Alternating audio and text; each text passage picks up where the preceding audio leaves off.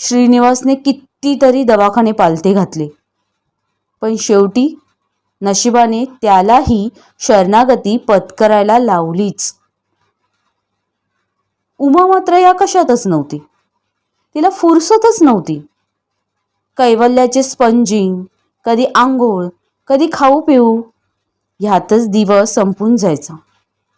रात्र झाली की जड झालेले डोळे आपोआपच मिटत, तर कधी भविष्याच्या काळजीने झोप उडून जाई.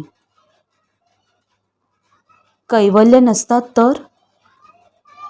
तर आपण छान भटकलो असतो, मैत्रिणी केल्या असत्या, पिक्चर पाहिला असता, नवनवीन गोष्टी येणाऱ्या शिकून त्या प्रवाहात राहिलो असतो.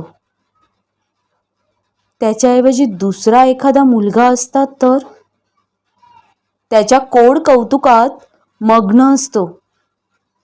कैवल्यावर असा पाण्यासारखा पैसा खर्च झाला नसता.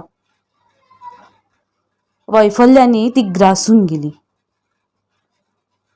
कैवल्याला स्पेशल स्कूलमध्ये दाखल केले आणि मग त्याच्याशिवाय ती अस्वस्थ झाली.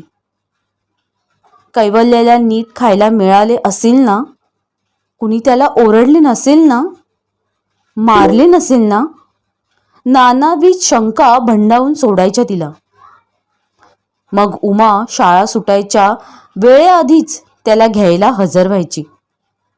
त्याला पाहताच तिचे मन आनंदाने भरून जाई. कसा का असेना तो आपल्या काळजाचा तुकडा आहे, या जाणीवेने तिला भारल्यागत होई. उलट देवाने त्याला आपल्या हाती सोपवले आहे. हे आपले भाग्यच. देवच निश्चिंत झाला असावा.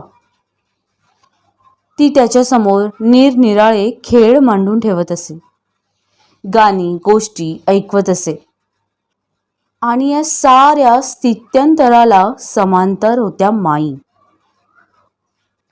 उमा, आपण दुसरं मूल दुसऱ्याचा विचार करूया,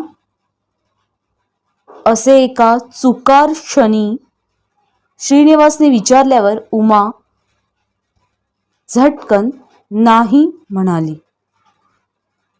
दुसरे मूल तसेच झाले तर? पण आपण तसे का निश्चित मानायचे? चांगलेही होऊ शकते. श्रीनिवास तिला समजावत म्हणाला. चांगले झाले तर? आणि मोठे झाल्यावर त्याने कैवल्याकडे दुर्लक्ष केले